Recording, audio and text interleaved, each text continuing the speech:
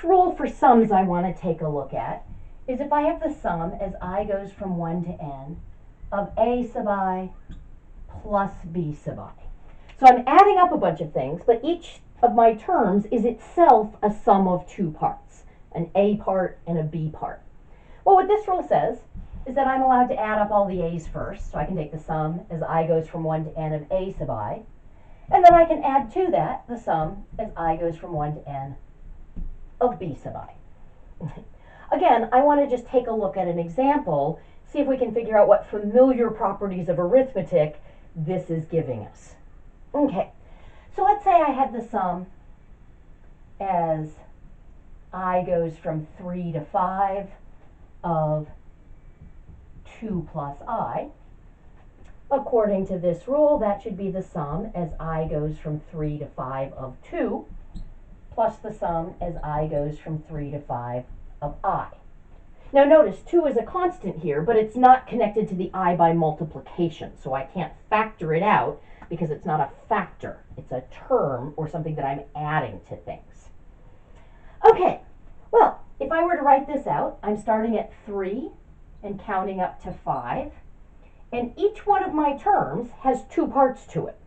So when my index is 3, I'm getting 2 plus 3, and I'm purposely not doing that arithmetic because I want to see what this rule is actually saying. Plus, when my index is 4, I'm going to get 2 plus 4. Plus, when my index is 5, I'm going to get 2 plus 5. Now, according to this rule, I should be able to say that that's the same as the first sum plus the second sum. The first sum, my index would go from 3 to 4 to 5. When my index is 3, my term is 2. When my index is 4, my term is 2. When my index is 5, my term is 2.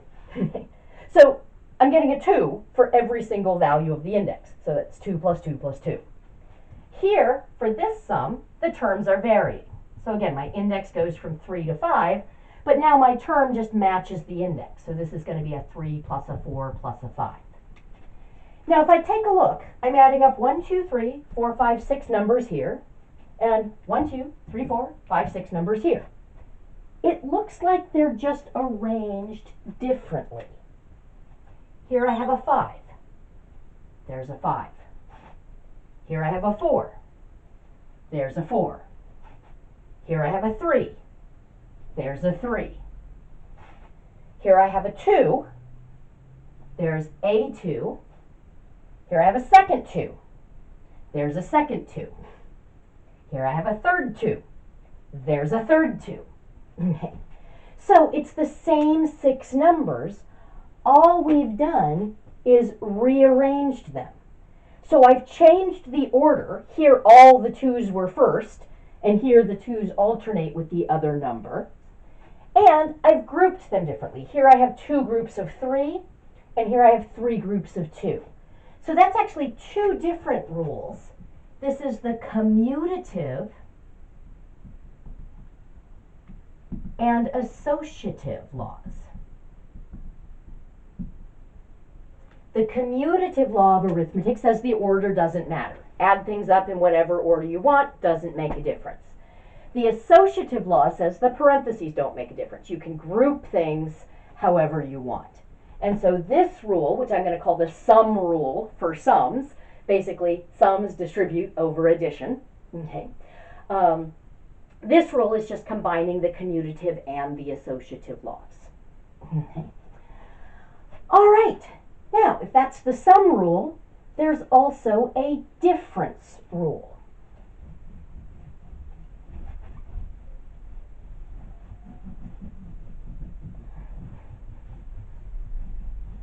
So now, instead of each term being a sum of 2 parts, now I'm going to have each term be a difference of 2 parts. So an A part minus a B part.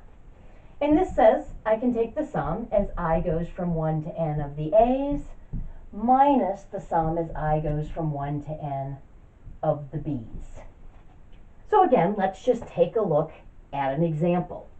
So let's suppose I had the sum as I goes from 4 to 6 of I minus I squared. Now, according to this rule, that should be the sum as I goes from 4 to 6 of I minus the sum as I goes from 4 to 6 of I squared. Okay? So, if I write this one out, my index goes from 4, I count all the way up to 6. Each term has two parts. So when I is 4, I'm getting 4 minus 16. Plus, when I is 5, I'm going to get 5 minus 25. Plus, when I is 6, I'm going to get 6 minus 36. Okay, according to this rule, that's equivalent to taking the first sum and subtracting the second sum. So here, my index goes, once again, from 4 to 6.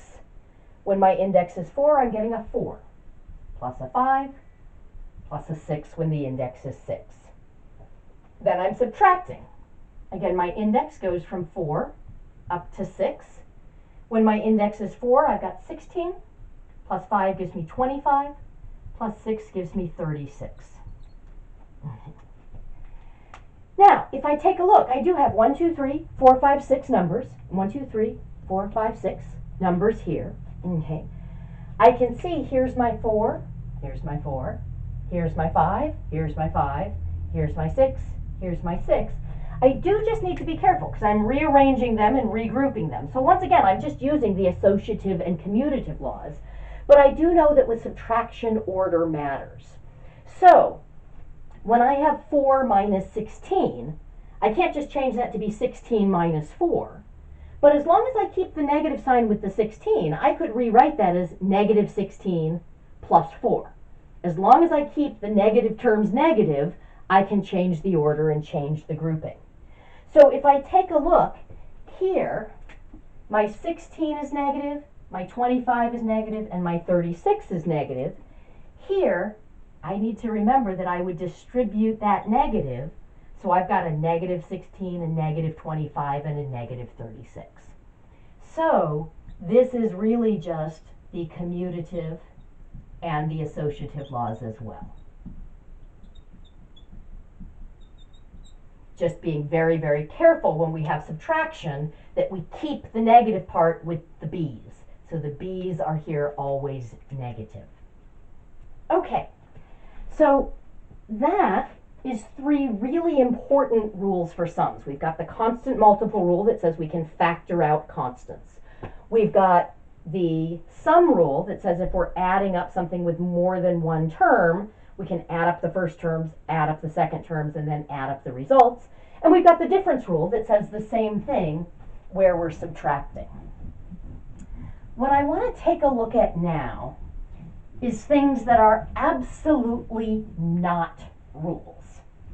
But sometimes when we start going through these rules for arithmetic, we're like, oh, we got a rule for addition, we got a rule for subtraction, there must be one for multiplication and division. And that's where things often break down. So, it's no longer called rules for sums.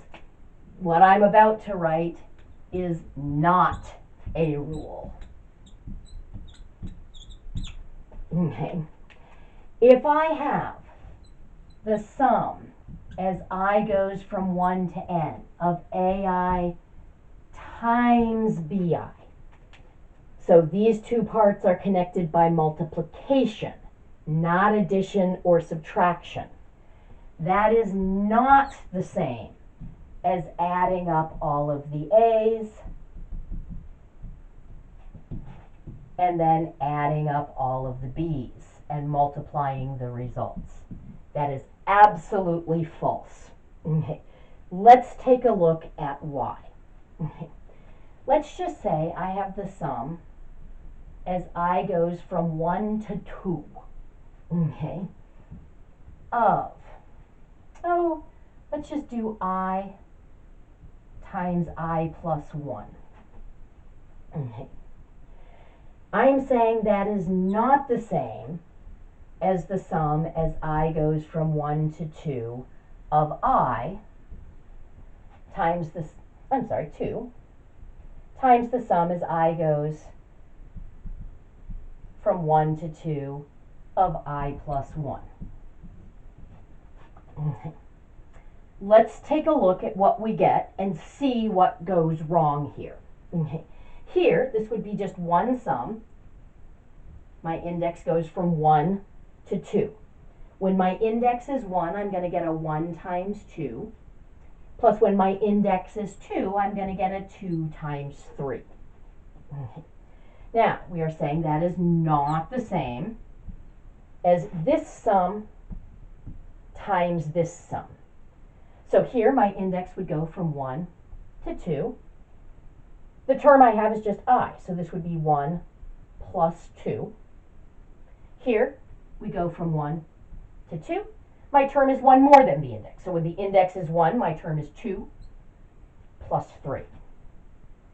Now if I just work this out, this is 2 plus 6, that would be 8. This is 3 times 5, that would be 15. Last I checked, 8 and 15 were different numbers. So I can see, just with this one example, this doesn't work, this is not a rule. Let's take a look at what just happened here, though. Notice, this is something that has 2 terms, and this is something that has 2 terms. Now, when they're just numbers, the way I would do this is what I just did. I would say this is 3, I would do the addition, and this is 2. But anytime I have something with 2 terms, times 2 terms, I could FOIL it. I would get 1 times 2, plus 1 times 3, plus 2 times 2, plus 2 times 3. This leaves out the OI. This has every single term here get multiplied by every single term here. That's not what this means.